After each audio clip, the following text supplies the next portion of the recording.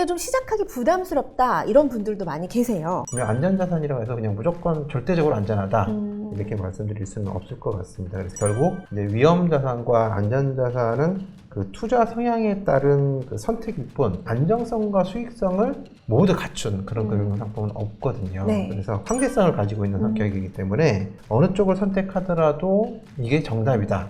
좀 단정 짓기는 어려울 것 같고요. 네. 100빼기 나이 투자 법칙 이라고 하는데요. 예를 들면 20대에는 100에서 20을 뺀 80%를 위험자산 위주로 투자해도 괜찮다. 네. 그 다음에 40대는 뭐 예를 들면 이제 위험자산의 비중을 60%로 가고 안전자산 비중을 40%로 간다. 뭐 이제 이런 식의 그 계산 방법인데 사실 이게 절대적인 투자 법칙은 아닙니다. 안녕하십니까.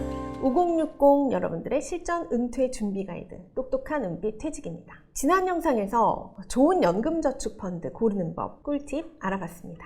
요즘 다들 주식 펀드 너무 많이들 하시죠? 그런데 과연 나이가 들수록 자산 중에 주식이나 펀드는 어느 정도나 하는 게 좋을지 알아봅니다. 먼저 시작하기 전에 금중원유TV 좋아요와 구독, 알림 설정 부탁드립니다. 오늘도 NH투자증권 100세시대연구소 김진웅 소장님 나오셨습니다. 안녕하세요. 네, 안녕하십니까.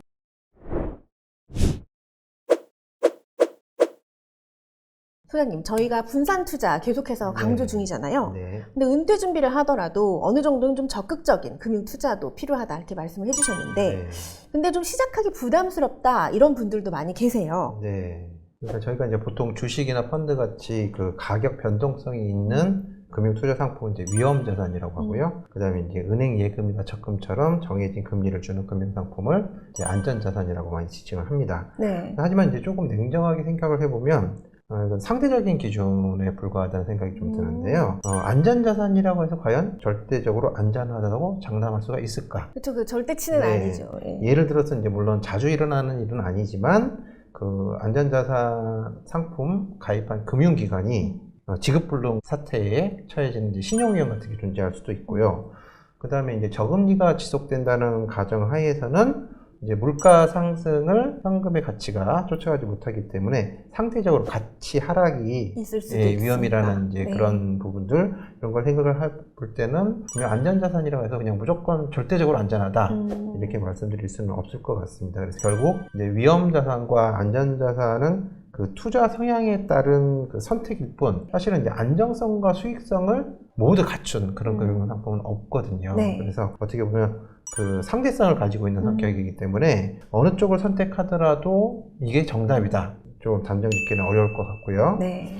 오히려 이제 고령화가 좀 가속되고 약간 저성장 국면에 있다고 했을 때는 어떻게 보면 이제 원칙을 잘 지키는 투자를 통해서 투자 상품을 잘 적절하게 이용하는 게 조금 더 효용성이 높은 자산 관리 방법이 될 수도 있지 않을까 이런 생각을 좀 하고 있습니다. 그래서 만약에 이제 자산 증대를 목적으로 그 금융 투자를 하기로 마음먹었다면 보유한 금융 자산에서 일정 한도나 비중을 정하고 좀 금융 투자 상품을 활용하는 것이 좋을 것 같다 이렇게 말씀드릴 수 있을 네. 것 같고요. 개인마다 이제 좀 네, 편차가 사람마다 있겠지만 이제 차이가 있기 때문에 어떤 만큼은 요 정도, 어떤 만큼은 예를 들면 네. 이제 자산이 아주 많은 분이라고 하더라도 본인이 금융 투자에 대한 경험이 적으시다면 처음부터 무리한 금액으로 금융 투자를 하시기보다는 적정한 금액.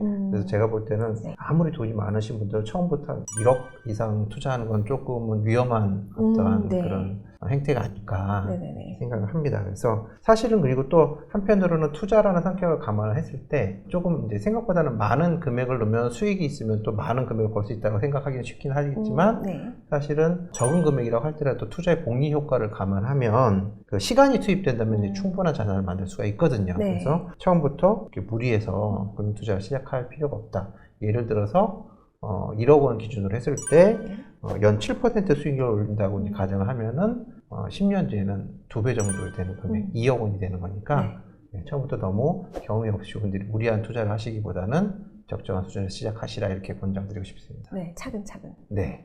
그러면 그 나이가 젊을수록 위험자산의 비중을 좀 늘리고 네. 그 나이가 좀 들수록 은퇴 연령일수록 위험자산의 비중을 좀 더 줄여가는 게 어울리는 투자 방법일까요? 네, 이제 일반적으로 이제 그걸 이제 100빼기 나이 투자 법칙이라고 하는데요. 예를 들면 20대에는 100에서 20을 뺀 80%를 위험자산 위주로 투자해도 괜찮다. 네. 그 다음에 40대는 뭐 예를 들면 이제 위험자산의 비중을 60%로 가고 안전자산 비중을 40%로 간다. 이제 이런 식의 그 계산 방법인데 사실 이제 절대적인 투자 법칙은 아닙니다. 근데 사실 생각을 해보면 젊었을 때는 상대적으로 자산이 이제 많지 않을 거기 때문에 네. 그리고 이제 자산 금액, 절대 금액이 크지 않으니까 네. 조금 높은 비중으로 투자해도 되는 부분들. 손실이 나더라도. 네, 손실이 나도 네. 그리고 복구할 시간도 많이 있고. 그쵸, 시간이 많이 그다음에 있다. 그때 조금 더 이제 경험을 많이 해야 되는 음. 상황이기 때문에 이제 좀 적극적인 투자를 하라는 취지에서 네. 이렇게 하는 거고, 이제 나이가 드시게 되면 아무래도 이제 자산 규모도 커졌을 테고. 그렇죠. 그다음에 이제 뭐 자산이 아주 많으신 분들은 상관없겠지만 어느 정도 한계가 있으신 분들은 본인의 어떤 그 주된 직장에서 퇴직 후에 그 생활비를 네, 현금으로 아무래도 창출하셔야 되잖아요. 네, 그런데 모든 게 근로소득이 위험 없는 자산에 들어가 상태에서, 있으면 네. 그런 어떤 규칙적인 현금 흐름에 이제 방해가 될 수가 그쵸, 있기 그쵸. 때문에 위험이 있을 수 그래서 있죠. 그럴 수 있으면 이제 너무 높은 비중을 이제 투자하는 것을 이제 권장하지는 않는 거죠. 그래서 이제 100배기 나이 법칙이 나와 있는 건데, 근데 뭐 이런 것들을 다 차지하더라도 사실은 우리나라 가계금융 구조에서 금융자산이 차지하는 비중 자체가, 그리고 다시 또 거기서 금융투자상품이 차지하는 비중, 사실 굉장히 낮은 생각해보면 편이죠. 네, 금융자산 네. 비중도 낮은데 금융투자상품 비중도 낮기 때문에 네. 전반적으로 제가 볼 땐 그 전 연령대에 걸쳐서 조금씩은 좀 더 투자상품을 적극적으로 활용할 필요는 조금 있어 보입니다. 엄청나게 금액을 늘리진 않더라도 현재의 스탠스보다는 조금 더 적극적으로 하실 필요는 좀 있어 보입니다. 네. 그러면 앞서 말씀해 주신 거랑 같이 합쳐 생각을 해보면 그 자산의 몇 퍼센트, 뭐 얼마 이렇게 딱 실링을 정해놓고 어느 정도 상한선을 정해놓고 요만큼 투자하면 된다. 요 한도만 지키면 괜찮은 건가요? 이제 투자 금액을 정하셨다면 한꺼번에 투자하기보다는 이제 시간적 여유를 좀 가지고 나눠서 천천히 시간을 나눠서 투자하는 거죠. 내가 그러니까, 5천만 예. 원을 투자하려고 해. 그러면은 뭐 1,000만 원씩, 2천만 원씩 이렇게 나눠서 투자를 그렇죠. 하는 거예요. 보통 이제 시기별로. 그거를 네. 그 매수 기간을 정해놓고 네. 한 3번에서 4번 정도 나누어서 매수를 합니다. 네. 그리고 매수 기간도 한 1년에서 2년 정도 좀 충분하게 가져가거든요. 아무리 좋은 기회라는 생각이 들어도 금융투자 시장에서는 예상하지 못한 상황들이 얼마든지 발생을 그렇죠. 하고 돌발 변수라는 게 네. 생기기 마련이거든요. 내가 베스트 타이밍이다. 내가 예, 확신해도 예. 그걸 알 수 없는 아니, 거니까. 그렇죠. 네. 그래서 사실은 그걸 맞춘다면 뭐 신인가요? 어마무시한 재벌이 될 수도 있지만 그렇지 않지 않을까. 그렇기 때문에 근데 이런 투자 타이밍을 사실은 잘 선택해서 들어가면 굉장히 수익률에 좋은 영향을 미칠 수가 있는 거거든요. 그래서 금융투자를 그런 최적의 매수나 매도 타이밍을 맞춘다는 건 사실은 전문가들한테도 거의 불가능한 영역에 가깝기 때문에 네.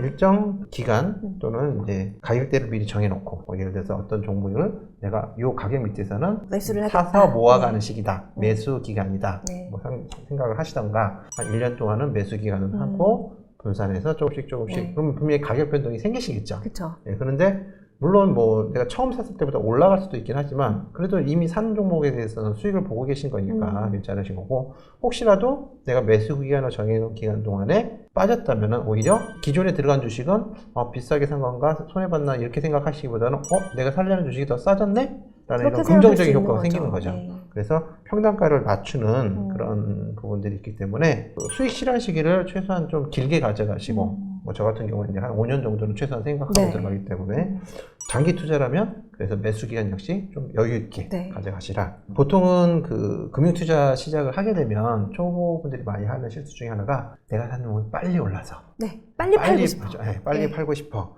네, 빨리 수익을 챙기고 싶어. 이런 마음을 많이 갖게 되시는데 사실은 그런 기대와는 달리 일관되게 계속 가격이 오르는 경우는 거의 드뭅니다. 없죠. 그래서 상승 추세를 유지를 하고 있어도 중간중간에 이제 가격이 하락하면 이제 불안감이 올라가면서 잘못된 매도 의사 결정을 내릴 수도 있고, 그렇기 때문에 떨어졌을 때 팔고 또. 금융 투자에는 어쨌든 상당한 기본적으로 인내심이 필요한 일이다라고 생각하고 접근을 하시고, 보통 우리가 이제 부동산을 샀을 때 한두 달 사이에 집이 확 올라가지고 갑자기 수익을 낼 팔지 거라 생각 안 않잖아요. 하시잖아요. 부동산 가격은 보통 몇 년에 걸쳐서 오를 거라고 생각을 하고 투자를 하시잖아요. 네. 그런 것처럼 마찬가지로 금융 투자도 부동산 투자하듯이 하시면 훨씬 더 확률을 높일 수 있으실 텐데, 그렇군요. 막상 이제 금융 투자 시간은 시장에서 항상 거래가 잘 되다 보니까 네.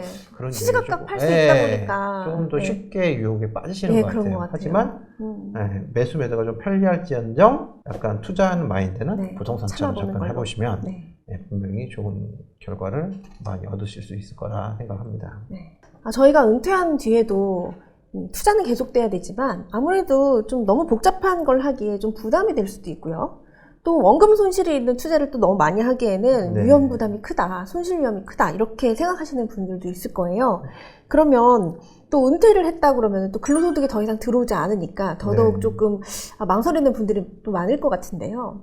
네, 그런 점 때문에 이제 은퇴 후에 나이 들어서 하는 투자 대상으로는 좀 개별 종목보다는 약간 시장이나 업종 전체의 상황을 반영한 상장지수 펀드, ETF라고 하죠. 네. 간접 투자 상품이긴 한데 펀드 같은 상품인데 이제 주식처럼 일반적인 종목처럼 그 시장의 상승 쉽게 매수 매도가 되는 네네. 이런 특징을 이제 장점을 이제 서로 취합을 해서 거래가 되고 있는 금융 투자 상품인데 이런 펀드의 장점과 그다음에 주식의 장점을 골고루 갖춘 유용한 금융투자 상품이라고 할 수 있을 것 같은데요. 사실 개별 종목은 이 종목이 정말 좋은 종목인지 아니면 조금 이제 좋은 시기를 지나서 나빠지고 있는지 사실은 개인 투자자 입장에서 판단하기가 절대 쉽지 않습니다. 네. 그렇기 공부해야 때문에 될 것도 너무 많죠. 어떻게 보면 그런 것들은 이제 조금 전문가의 영역으로 네. 놔두시고 전체적인 어떠한 시장의 성장성 아니면은 이제 그 대상, 투자 대상의 성장성. 예를 들면 뭐 요즘 같아서는 요즘 반도체가 좀 핫하니까 네, 계속 뭐 반도체 좋죠. 산업이 앞으로 계속 성장할 것이다.